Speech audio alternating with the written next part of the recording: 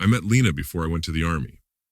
Right before I left, she promised she would wait for me, and for a while she did keep that promise. But after 2 decades, we still found ourselves parting ways. The reason was simple and painful. My wife had cheated on me. Now, looking back, I can understand that no one would have waited forever. The early years of our marriage were tough, but on the surface they seemed successful. We had 2 sons and our own apartment. But if you looked closely, our relationship was far from ordinary. Over time, Lena transformed into what I can only call a battle-hardened woman. She had put on a lot of weight, but to her, it wasn't an issue.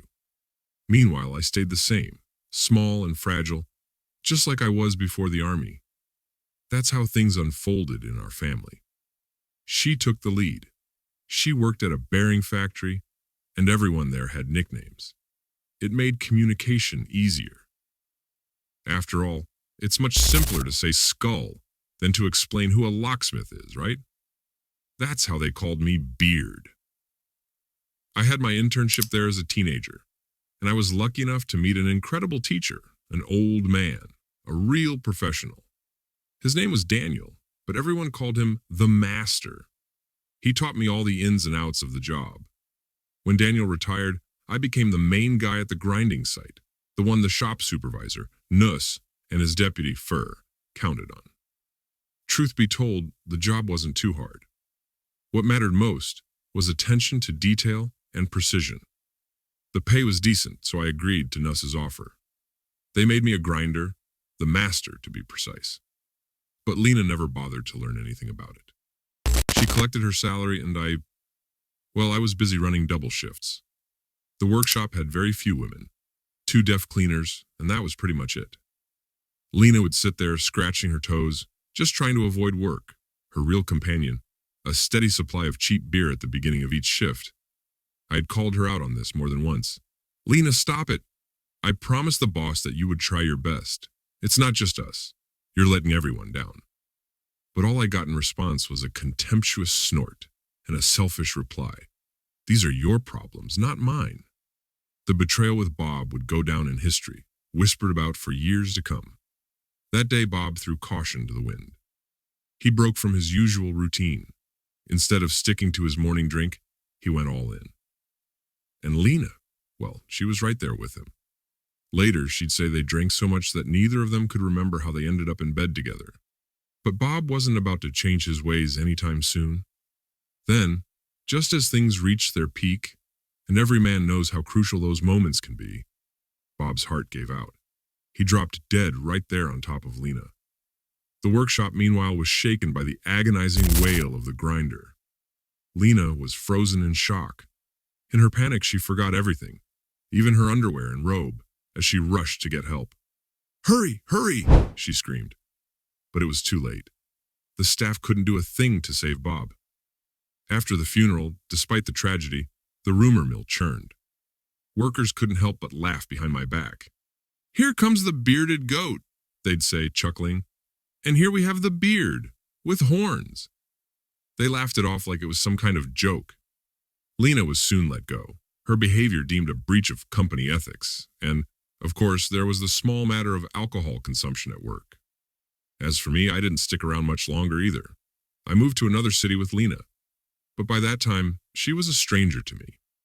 Our children had already grown up and were living independently. I managed to find a good job. Qualified workers have always been in demand. I took out a mortgage on an apartment and, pretty soon, found a new woman. She was different. She was humble, loving, and most importantly, she respected me. And that's how I reinvented my life, leaving the past behind. The only thing that remained was the old nickname, Beard. Next stories. This chapter of my life isn't exactly a pleasant one.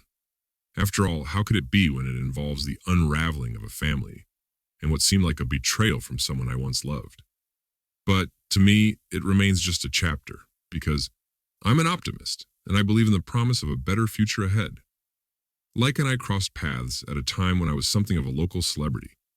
I played for the team of our provincial city, which was loved by both my teammates and the fans. After all, at the age of 24, I was still considered young, especially for a central defender, and yet I had already secured a place at the base. Laika, as she was called, was an avid fan of the team, and she could often be seen in the fan section at every home match. It was she who took the initiative and got to know me. I had just finished the match and was heading out from under the stands when I heard her voice. "Jacob, I've been wanting to take a picture with you for a long time." She took out her phone, and her friend snapped a picture. After that, the compliments poured in. "You're such an amazing player. You're definitely going to succeed soon, Jacob. Why are you so quiet? How about we invite the girls over for ice cream?" I really had nowhere to go, so of course I accepted the offer. Her friend later politely declined, but Laika was determined. Later, she admitted that it was all part of the plan, but she was charming and friendly, and before long, she had completely captured my attention. 3 months later, the season came to a close, and we were married. My contract wasn't as lucrative as those of players in the major leagues, but it was enough to provide for a family without worrying about making ends meet. As the new season kicked off, everyone was expecting a breakthrough in my performance, but it never came. In fact, I made a series of critical mistakes that led to goals being scored against us. It was only natural for me to be benched, but the coach stood by me. "Jacob, what's going on?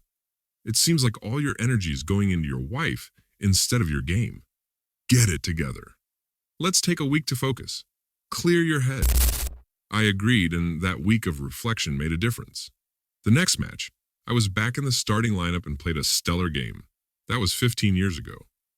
I retired from playing at the age of 25 due to an injury and the realization that I wasn't going to find that big challenge I'd been hoping for. Instead, I switched gears and became a children's coach. Over the years, our family grew to include 4 people with the birth of 2 daughters. Laika never once blamed me for anything. But my mother-in-law, well, she never missed an opportunity to stoke the flames. "Oh, my daughter, what a talent you have. He can't even drive a nail into a wall. All he cares about is a soccer ball. His salary barely covers Iris's expenses. What are you staring at, you idiot?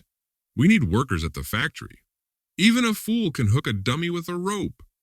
Sure, the pay isn't great, but it's still nearly double what you earn now.